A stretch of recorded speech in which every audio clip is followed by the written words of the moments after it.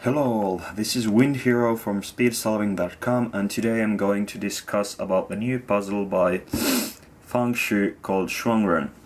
There's a lot of controversy about this cube. Crazy bad cuber thinks this is better than his Zanchi. Some think that this is a really bad cube compared to anything. This cube has some good attributes, but they come at the cost of losing something else.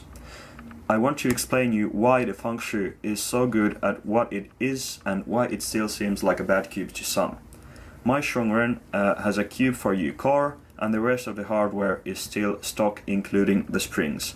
I loop the screws with Lubix, but you could use Traxxas differential oil 30K or 50K weight for the same purpose. I personally recommend 50K or a mixture of 30 and 50K because it's closest to Lubix and sticky enough to spread all the way within the core. I tried using Maru lube on the pieces, but as it turns out, the lube wears out too quickly.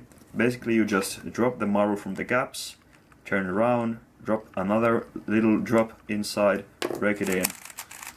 I would recommend using Maru lube or shock oil only with big cubes. You can use runny lubes with this cube, but it really doesn't need it. This cube overshoots easily, and U2 turns are no problem. As you can see from any side, 180 degrees, no problem at all.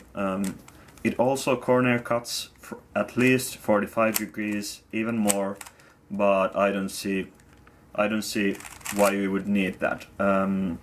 The tensions can never be too loose. It's impossible for this cube to tension it too loose because the center piece itself is built so that the tension make it impossible to place the center caps. If your screws are too loose in the core, you cannot put the center caps on. That's how you'll know that the cube is too loose.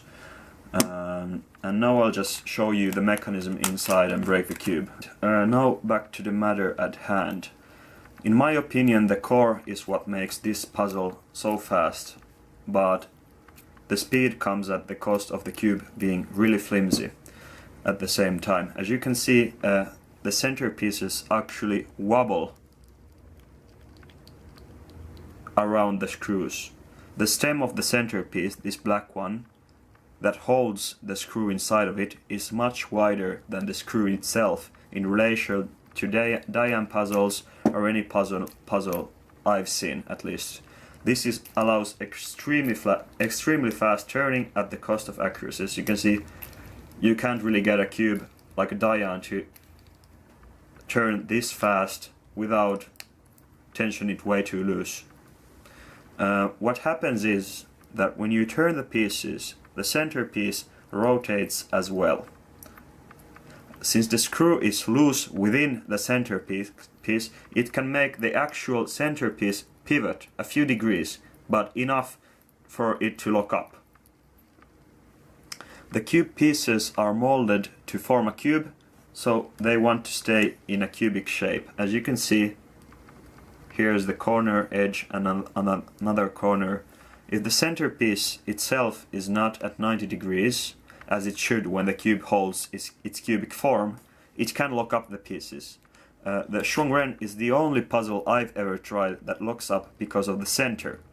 The FangShi's, for example, lock up because of the torpedoes, stuff like that. But this one locks up only because of the centerpiece's pivot. The airy design of the core and the forgiving nature of this cube allow down layer turns and middle layer turns to happen much easier than on any other cubes. The reason why is when you do a middle and down layer turn, your fingers do not actually push the pieces in the exact direction where you have to when you're solving, that is. The right direction would be alongside the cube in 90-degree angles like this. This is the right direction. There is no force, no pieces coming blocking the trajectory. This is just where it should go. Same with the middle layer, it just should go up like this.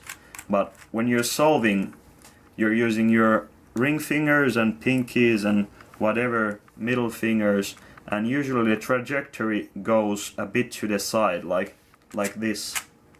It's not going directly up. In other words, the trajectory of your fingers is not perfect. The Feng Shui allows these imperfections. This is why E, Z, Z and H perms are really good and easy to do with this cube. However, when using fast algorithms and forcing the movements of different layers to overlap, which can also be thought of as corner cutting, the centerpiece can pivot, like I showed you earlier, and cause a lockup with the pieces. When you're doing the middle layer and down layer turns, just these and not forcing any other layer in the same time, it doesn't lock up, but when you do, it can lock up. This is why I recommend the FangShi ShuangRen for people that are at least sub 20 seconds and that are precise in their movements. It can work for others too, but I see the most potential for fast cubers. The FangShi ShuangRen will definitely be a great one-handed cube when the new smaller edition of 54.7mm is out. For the ones interested, my stickers are ISO stickers with the super bright color scheme, also known as full bright, and I average about 20 to 21.5 seconds. Thank you.